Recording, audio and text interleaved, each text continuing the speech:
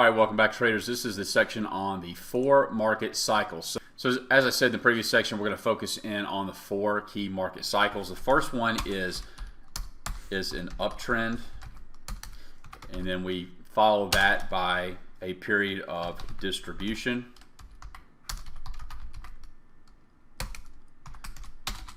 Followed by a downtrend.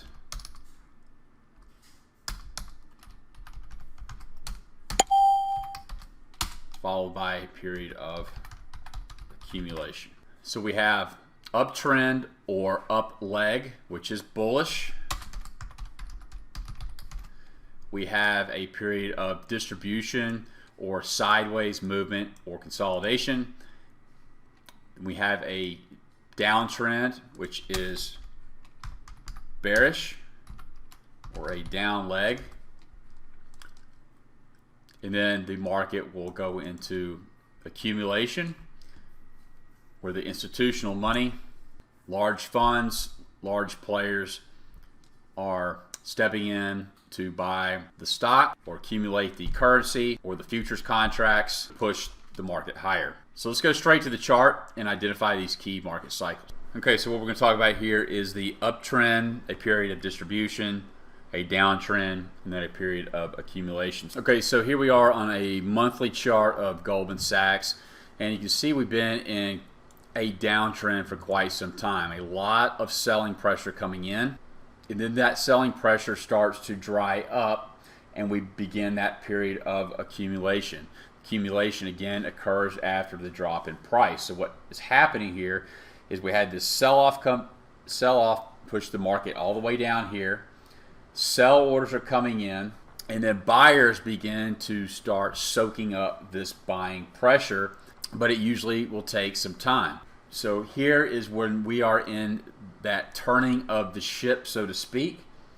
We're in the process of moving from a downtrend to an uptrend during this time right here of accumulation. We go into this sideways or consolidation mode. So we're the sellers are pushing price down.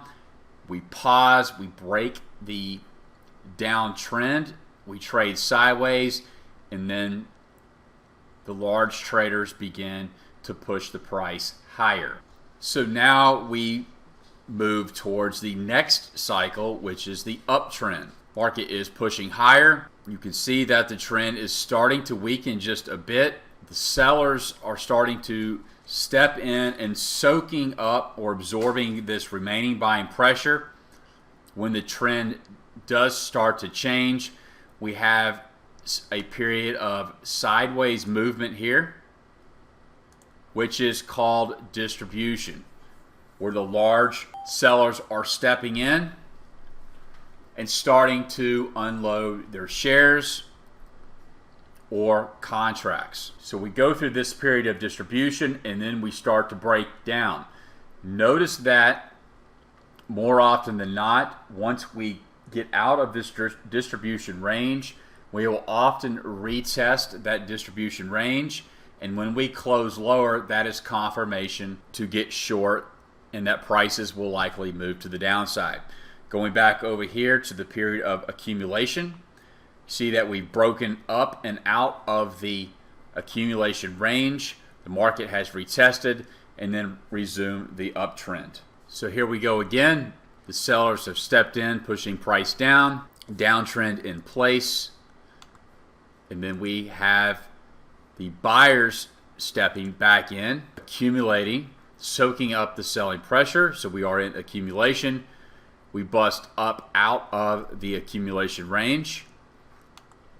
The buyers push the price higher, and big money is now stepping back into the market, soaking up this buying pressure. We go sideways, we get another leg higher during the last leg of this uptrend, and the sellers begin to step in again with force. After this trend changes, we move into a period of distribution. There was some distribution going on here before we had the last leg higher. We are in a period of distribution, and then we finally break down again for a large move lower to the downside. So you can get a full definition of accumulation or distribution by doing a simple search on the internet. So that's all we need to know for this section on the 4 market cycles, is that we trade in an uptrend followed by a period of distribution, followed by a downtrend, followed by a period of accumulation. So let's move on to the next section.